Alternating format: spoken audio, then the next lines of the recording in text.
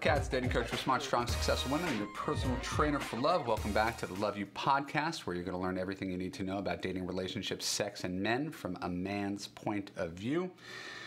Today, I'm excited to continue the conversation from the last podcast, where I dove deep and came up with about 10 pieces of bad dating advice that people routinely pass off as good. Today, we're going to get into bad relationship advice that is often passed off as good, particularly bad relationship advice that is espoused by other coaches, experts, and bloggers on the World Wide Web, vast internet, where everybody has an opinion and all opinions are equally valid.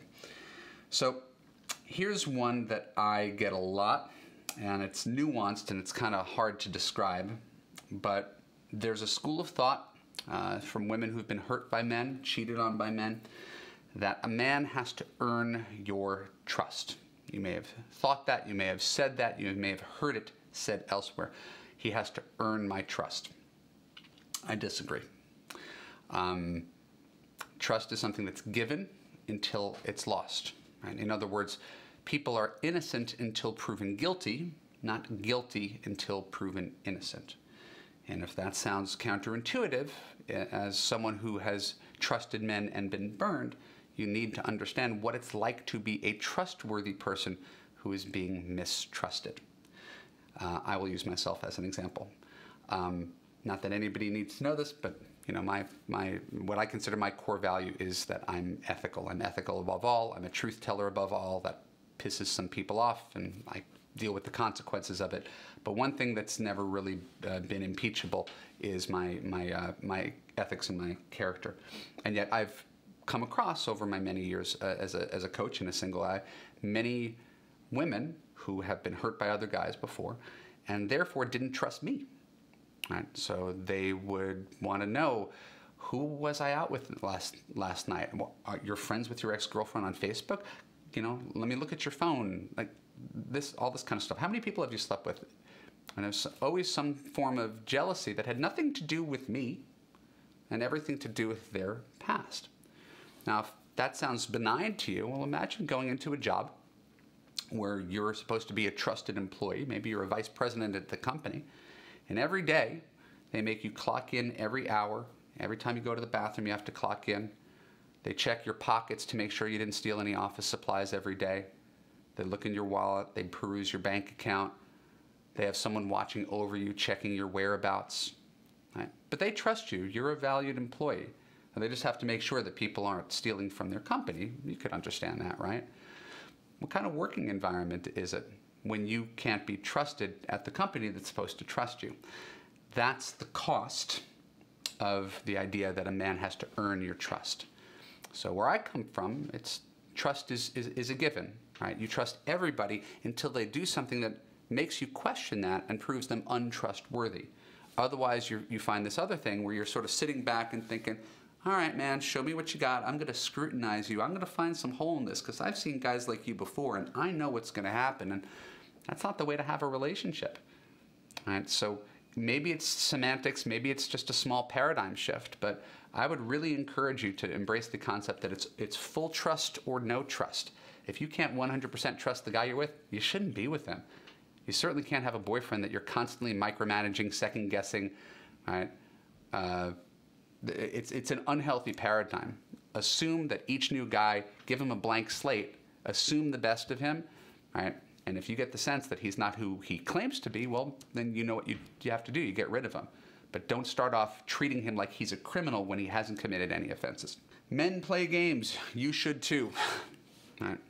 That's something that you hear a lot. Right, here's how you play games. Here's how you manipulate men. Because you know men play games. I'm here to tell you, men don't really play games nearly as much as you think we do. Right? I've really never talked to a guy who's like, let me think about how I could kind of fuck with her and make her miserable and make her second guess herself and her self-esteem. And it's much more mundane than that. Men don't always know what they want. They don't know that they want to sleep with you. They don't know that they want to be your boyfriend. They don't know that they want to marry you. Right? As a result, when he runs hot and cold or he's sometimes uncommunicative, you think it's some sort of master game playing plan. It's not true. And so if you've been burned by men, where you've overfunctioned, you've overgiven to the relationship, the obvious counter reaction to that is, well, I have to give less. Right? So, because, again, just get this logic. My last boyfriend, I did his laundry, and I cooked him dinner, and I was always telling him how hot he was, and I did everything right, and he still left me. That's right. And so the reaction is, I'm going to stop doing that. So you're going to give less to your future relationships in hopes of getting more? Right? That, again, we'll go back to the work analogy. That would be the employee who comes into work and instead of coming in early and staying late to impress the boss and get a raise, says, I'm going to come in for 2 hours a day. I'm going to give less and I'm going to hope I'm going to get more. That's not how relationships work. Relationships are about finding two people who are givers. Right? The problem is that the paradigm's been messed up. You've overgiven to a taker. You found a guy who didn't appreciate you. But the problem wasn't that you were giving too much. The problem was that you chose a guy who didn't give as much in return. So the answer is not to give less to a relationship, or to establish like boundaries. I'm not going to be generous. I'm not going to be nice. I'm not going to say I love you. Right? You're being very, very cold and protected. And I'm really talking about loving with reckless abandon. Throw yourself in. Give him the best girlfriend experience he's ever had, and you'll see that the right guy steps up and acts like that kind of boyfriend. I know that was the case with my wife. She sort of set the bar for the kind of person that I want to be with, and she brings out a better side in me. If she gave me less, she would probably have a less appreciative husband. You need to sleep with the guy. Sorry, I'm going through so much advice, but I had all this stuff written down. You need to sleep with the guy or he'll leave, right? Or you need to wait a specific number of dates. There's Go to any number of blogs and you'll hear some version of that. Oh, no, you don't understand. Guys these days, they just move too fast. You have to sleep with them in the first 3 dates or they're gone. Or, you need to wait 3 weeks and 4 days. Like, that's the time that you're supposed to do it. And these are all made up numbers based in fear, right? And I want to help you turn around that fear, right? You are the CEO of your love life. He is the intern who's applying for a job with you. If he wants to have sex with you, it has to be on your terms. Now, if you're a good CEO, you care about what your intern thinks. You want to give him a good working experience. Right? But you have to protect your heart, ultimately. So I have no judgment, and we could do probably a whole podcast on this. I have no judgment of you if you sleep with the guy on the first date because it feels good. Just don't think it means anything. It doesn't mean he's going to call you again. Just as long as you can detach from the meaning, that's fine. The problem is so many women say they can detach from the meaning, and then they can't. They get really disappointed. I had sex with him. It didn't mean anything. So my term is sexclusivity. Right? It's not about a specific number of dates, right? A number of days or a number of weeks. It's, does this guy want to be my boyfriend? Because if he wants to be my boyfriend and he says, I'm your boyfriend, then you could sleep with him. And you could be rest assured that he's going to wake up the next morning and call you. That's the point, is that you feel safe in knowing that the guy you're sleeping with is not out on Tinder, is not out on Match looking for other people. That's the fear. So as long as you conflate sex with exclusivity, and more to a point being a boyfriend, then you have nothing to worry about. And the guy could become your boyfriend because he's smitten with you in 2 weeks. He could be your boyfriend. Right? Or it might take 6 weeks if you're both a little cautious and kicking the tires. But the point, it's about the status of your relationship and not the number of dates. You do not sleep with a guy because you're afraid he's going to leave. If he leaves because he doesn't have sex with you, he's not worthy of being your boyfriend. And then finally, there's the idea, and this is just in the first half, we got a lot more where this comes from, that the right man will do everything right. All right. The early phases of dating are fraught with danger. You have two strangers who are trying to make a connection. They don't know each other. They don't know each other's neuroses. They don't know each other's past. They don't know each other's habits. And things break over the smallest thing, right? He didn't come and pick me up at my house, right? He wasn't chivalrous, right? He let me split the check. He wasn't generous. He talked about his ex-girlfriend for 10 minutes on the date. I didn't like that. And again, because I'm a coach for women, I'm talking about things that men often do. Right? Women do the exact same thing on the opposite end. So there's this idea that if you meet the right kind of guy, he's not going to make any missteps. You're going to like everything about him. And we tend to throw the baby out with the bathwater. And I can, again, say this as a guy who's been on a lot of dates and is very opinionated, and I could look at some of those dates and be really embarrassed about some of the stuff that I said and I did, but I'm hoping that just because I say something stupid on a date, it doesn't invalidate the other 2 hours which were really good. I mean, told a story like this in Why He Disappeared about a guy who talked about his ex, and the girl who was my client complained. I said, how was the other 2 hours? She goes, oh, it was great. It was the best date I ever had. I said, so why are you so fixated on the 10 minutes that he talked about his ex? Right? We have to learn to be forgiving if you want the guy to be forgiving of your flaws on the date. So get over the illusion that the right man does everything perfectly. Right? It's more a feeling that you're evoking. He's evoking in you. Does it feel good to be around you? Are you comfortable? Could you be yourself?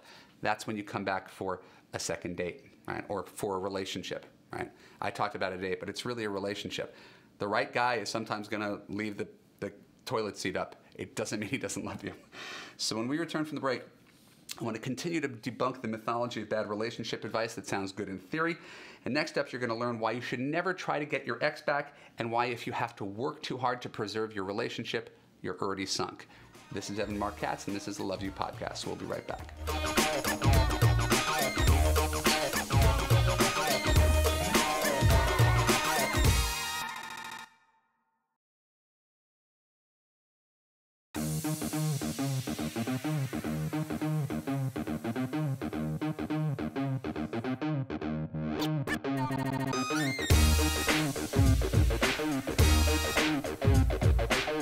Back to the Love You Podcast with Marc Katz, where you will learn everything you need to know about dating, relationships, sex, and men from a man's point of view.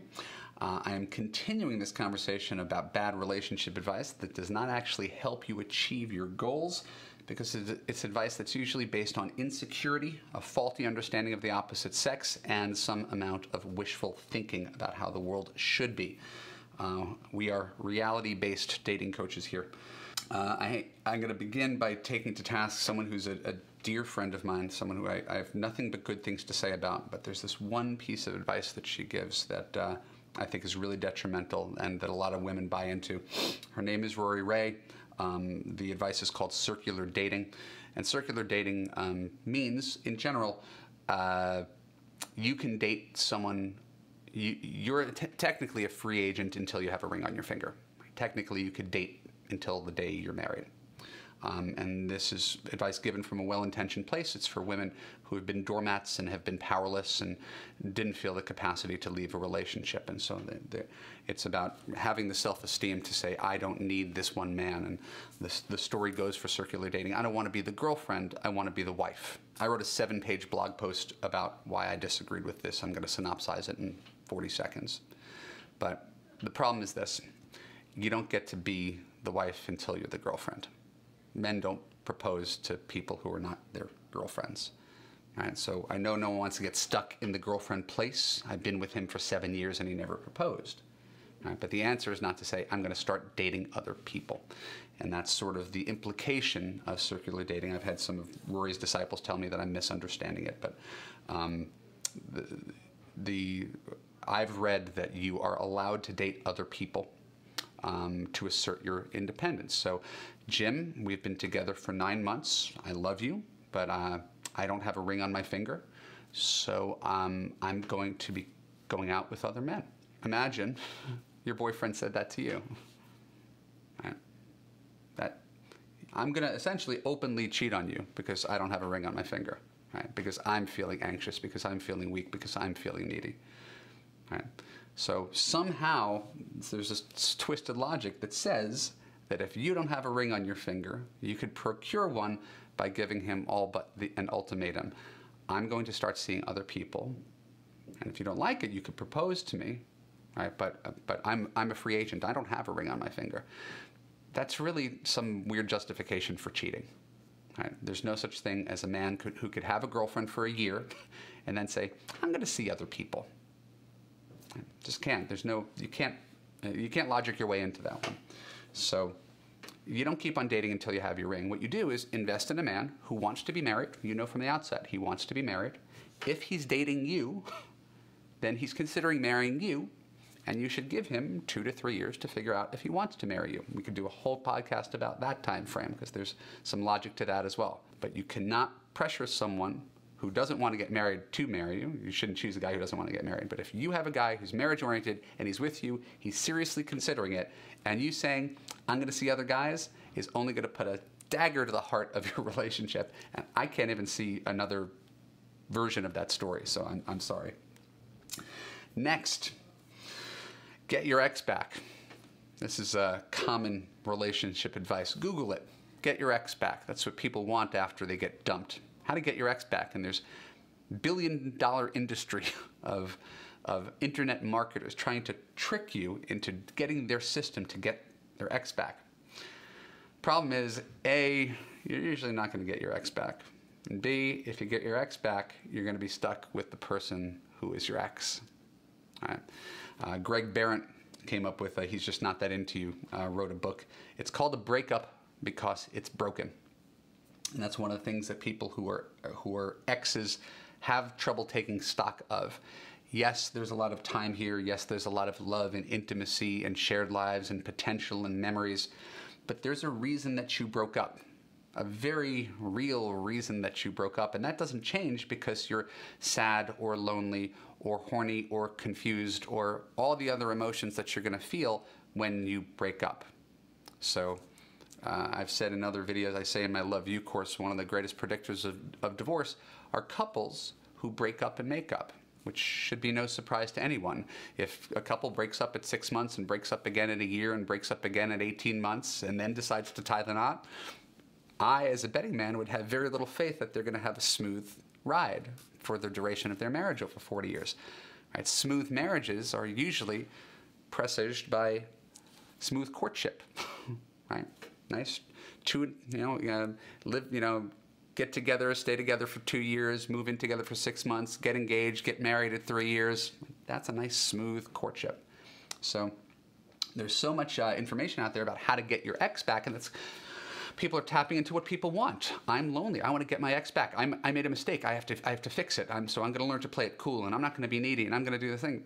The ship has sailed. These are right. My philosophy is that relationships should be right. It's fits, right? It's a personality fit, right? And if you struggled so hard to the point that one or both of you said, we can't do this anymore, that means it's actually broken, right? It's Humpty Dumpty. You could try to put it back together again, but it's not really in your best interest to put it back together again.